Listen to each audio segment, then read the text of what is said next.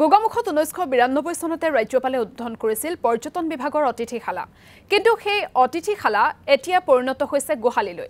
উন্নয়নৰ ঢাকঢোল বজাই থকা চৰকাৰৰ গুৰুত্বহীনতাৰ বাবে বৰ্তমান জৰাজীৰ্ণ হৈ পৰিছে অতিথিশালাটো গোগামুখ নগাঁৱৰ অতিথিশালাটো এতিয়া অসামাজিক কাৰ্যকলাপৰ ঘাটিত পৰিণত হৈছে গৃহটোৰ চৌপাশ এতিয়া কেৱল হাবি জংঘলেৰে ভৰি পৰিছে দিন দুপৰতে চলে মদ ভাঙৰ আড্ডা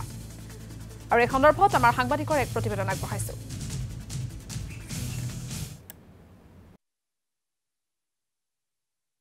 ক'ব লাগিব মই বৰ্তমান উপস্থিত আছো গোগামুখ নগাঁও যি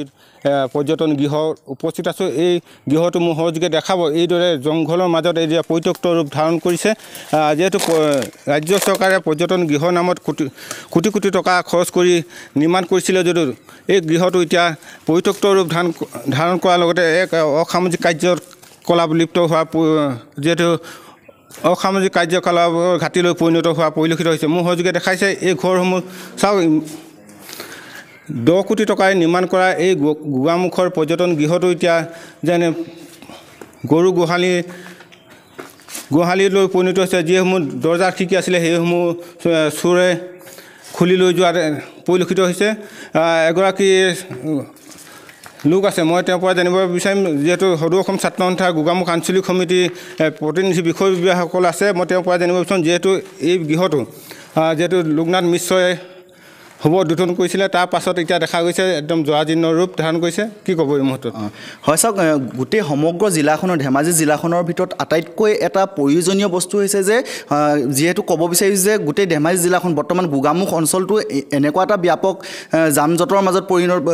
ৰূপান্তৰ হৈছে চহৰলৈ পৰিণত হৈছে কাৰণ ইয়াৰ পৰা গোগামুখ অঞ্চলৰ পৰা ডিব্ৰুগড়লৈ সংযোগী হয় ইয়াৰ পৰা মাজুলীৰ পৰা অতিথিসকল আহে সমগ্ৰ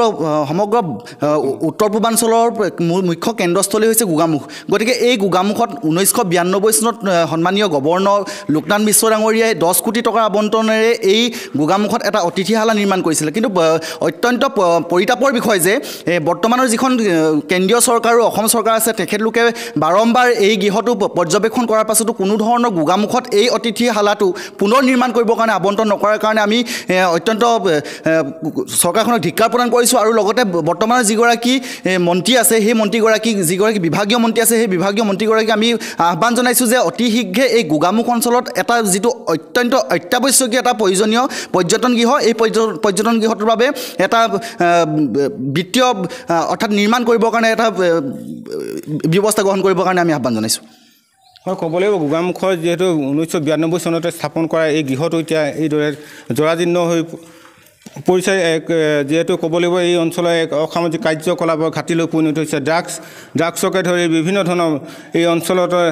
যে অসামাজিক কাৰ্যকলাপৰ লিপ্ত হোৱাৰ অভিযোগ উত্থাপন কৰিছে আৰু এগৰাকী লোক আছে মই তেওঁৰ পৰা আকৌ পুনৰ জানিব বিচাৰিম যেহেতু লোকনাথ মিশ্ৰ উদ্বোধন কৰাৰ পাছতো তেওঁলোকে এই ঘৰটোৰ পুনৰ নিৰ্মাণৰ কোনো ব্যৱস্থা গ্ৰহণ নকৰিলে আজি পৰ্যন্ত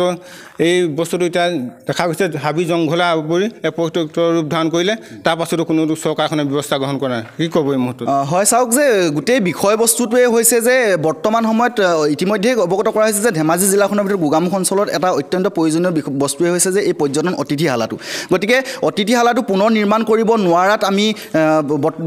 যিগৰাকী স্থানীয় বিধায়ক আছে যিগৰাকী ৰণোজ পেগু ডাঙৰীয়া যিগৰাকী অভিভাৱক মন্ত্ৰী আছে আৰু মাননীয় সাংসদ প্ৰধান বৰুৱা ডাঙৰীয়াই বাৰম্বাৰ এই গৃহটো পৰ্যবেক্ষণ কৰি স্থানীয় ৰাইজক প্ৰতিশ্ৰুতি দি গৈছিল যে এই গৃহটো পুনৰ নিৰ্মাণ কৰিবৰ কাৰণে তেওঁলোকে প্ৰস্তুতি গ্ৰহণ কৰিব কিন্তু